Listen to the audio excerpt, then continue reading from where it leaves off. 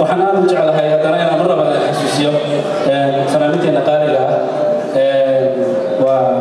sakahana nasteexa indho iyo nasteex caawa waxay leeyihiin fariin baa hadda ay soo fareen waxay ku leeyihiin dadka wax naga gaarsiisa caawa yeysan waxa weeye mataqaanaa loo kala kici maayo yacni loo kala tegi maayo ka wadaan marka insha allah waxaan maleynayaa midda kalena ku darayaan yaanan la fariisan waa inay fanaaniinta laftooda dhiirigelin waxay hayaan inay meesha yimaadaan aad la ciyaartaan insha allah waxaynu noo ku xigi doonaa insha allah khudbadaheena aanu sii waran doonaa waxaan u yeeri doonaa oo khudbadiisa halkan insha allah aynu ka wada bogan doonaa kadib waxaynu ku xigi doonaa cashadii intaynu cashadii gelin waxaan kusoo dhawayn doonaa fanaaniinta mid ka mid ah oo hees dhextaal aynu ku samayn doonaa kadibna cashadeena aan u gudbi doonaa waxaan jeclahay inaan sacab kusoo dhawaysaanay weliba dareen leh gudoomiyaha jaaliyadda diaspora forum in German محمد عبد الرحمن علي فليتفضل مشكورا ان شاء الله وصلوا الى كل هاجر اما خطبتها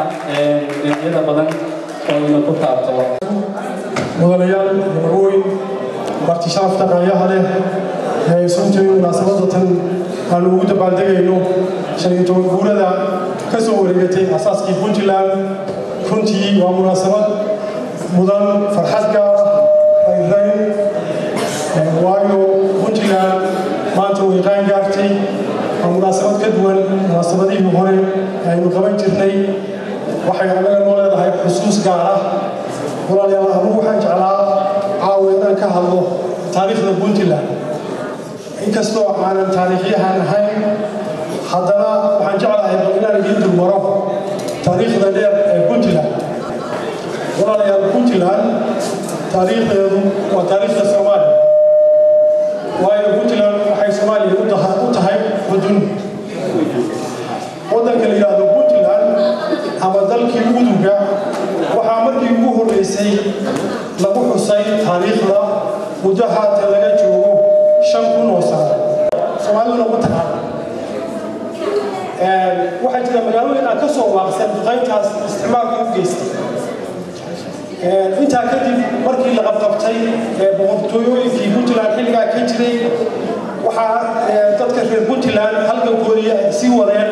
waxayna u sii baahiyeen halgankoodii inay ka dhigaan halgan ballaaran oo Soomaaliya u dhan gaadhay ilaa laga gaaray xornimadii intaa markaan ku soo koobo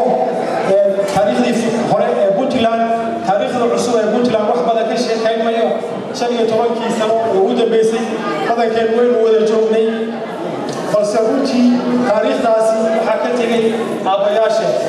waa taariikh muhiim Puntland xilligii burburkii dalkeena uu ku dhacay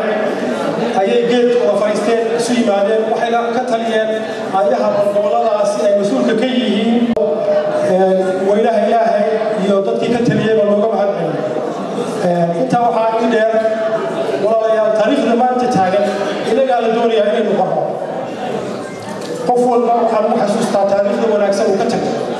inagu haddaynu gurba joognahay taariikhda aynu qoraynaa maanta waa taariikhda jaaliyadan ee ka tagtay waa taariikhda wixii ay ugu qabanno dalkeena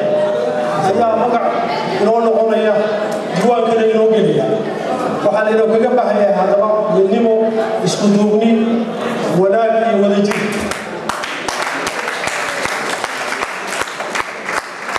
inaynu ka gudubno cudurka Soomaalida ku dhacay qabyaalada la yiraahdo inaynu ka gudubno inaynu reer Puntland ahaan midowno inaynu markaa Soomaali weyn raadino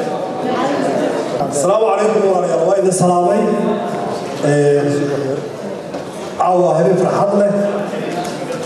وسنة كشرية ولاد Puntland هي سنة كسد على جالية دياسبورا فورو ودك الجامعة.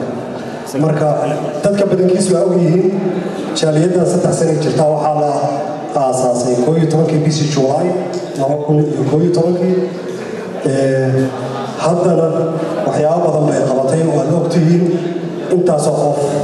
oo meesha fadhiyaan marxaati ka furi karaan hadda waxaa jirta inaan la xiriirnay maadaama jaaliyadda waddanka Jarmalka iyo Puntland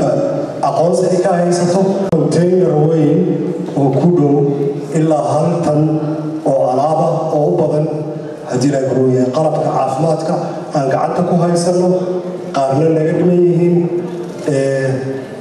waxaan rajaynayaa haddii rabbidmo inaad arki doontaan dadka si u gaarto iyo anfacada ay samaysato taas waa mid tan labaad waxa weeye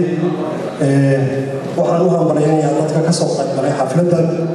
caawa meesha fadhiya waxaan idinku hambaleynayaa si qalbiya oo wanaagsan oo farxad leh noola ciida sanad guuradii 15aad ee gobolka Puntland iyo sanad guuradii 3aad ee jaaliyadda